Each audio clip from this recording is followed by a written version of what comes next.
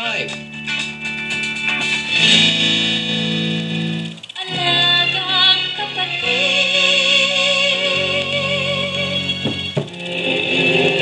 Ena! Ena! Ano? Asan?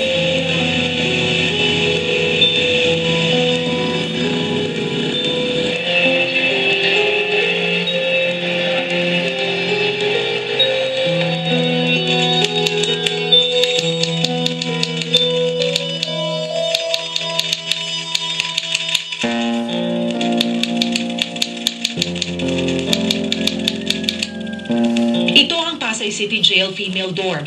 Dito pansamantalang nakapiit ang mahigit 100 babaeng preso. Mga bilanggong naghihintay ng hatol sa kanya-kanyang kasong nililitis pa sa korte. Kulungan man kung tawagin, maayos naman daw ang kanilang buhay dito. Kahit mga bago pa lang sila, sinasama na namin sila sa aming mga programa. So yun ang isa sa mga bagay na nakakatulong para mais nila yung problem nila with depression.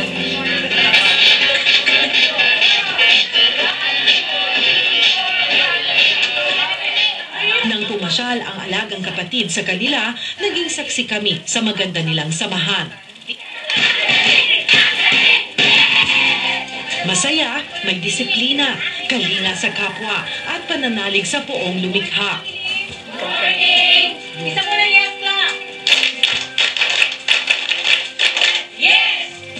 Pero ang isang bagay daw na nagpapaalala sa kanila na sila'y mga bilanggo tuwing umaatake ang matinding depresyon. Manifestation yun, yung lungkot niya, sa sobrang lungkot niya, naapektuhan na yung puso niya. Basic na yun, stress. Tapos, humihina yung resistensya niya lalo dahil sa mga lungkot niya yun. So, basically, kailangan magkaroon siya ng way to channel all of this sadness, yung boredom niya. Natural daw na sa unang araw ng pagkapiit sa kulungan, agad nararanasan ng ating mga kapatid na preso ang depresyon.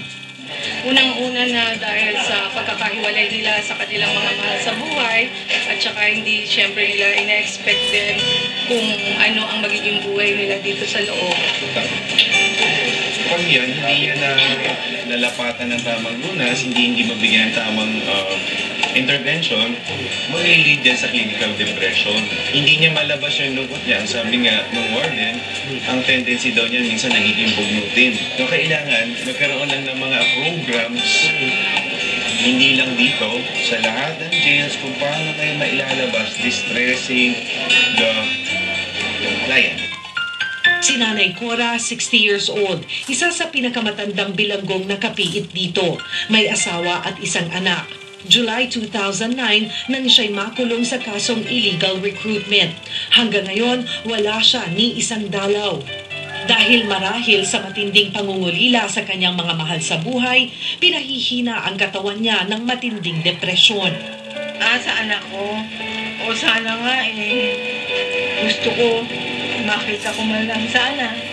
Dahil ang huling pagkikita namin, nung nakamit ako dito, hindi ko alam kung anong nangyari dahil sa ang alam niya, may sakit ako. Baka nagkaroon ng panghihina ng loob. Yun na lang ang binuo ko sa isipan ko. At kapag sobra ang aking kalungkutan, wala namang imposible sa Panginoon.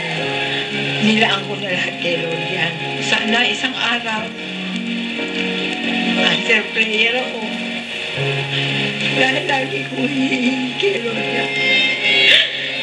Na merong isang mamagalitan na makita kami mag-ina dahil siya. Bukod sa depresyon, na-confine na ng 1 linggo sa ospital si Nanay Cora. Napag-alamang mayroon siyang severe hypertension at diabetes. Bigla rin daw lumabo ang mga mata niya at hindi pa napapatignan hanggang ngayon. Pinakabata naman sa lahat ng bilanggo rito, ang tawag nila si Bunso. 22 anyos lang si Bunso. March 2007 nang siya'y makulong sa kasong drug trafficking. Noong una, dumanas din daw si Bunso ng depresyon. Pero dahil malakas ang kanyang loob, unti-unti niyang nalabanan ang kalungkutan. Lahat ng lungkot nandito sa akin. Kasi nawalay ako sa pamilya ko. So, unti-unti naman nagkakaroon naman ako ng sa sarili ko. Natanggap ko rin na tumagal ako rito ng 4 years.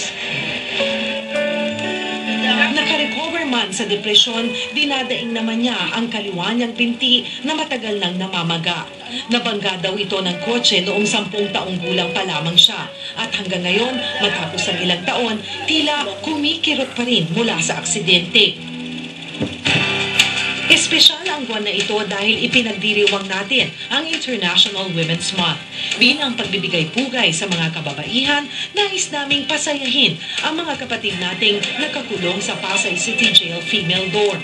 Ang aming misyon, bigyan sila ng kaalaman sa tamang pangangalaga ng kanilang kalusugan upang maiwasan ang karamdaman lalo pat sila'y nakapiit sa bilangguan.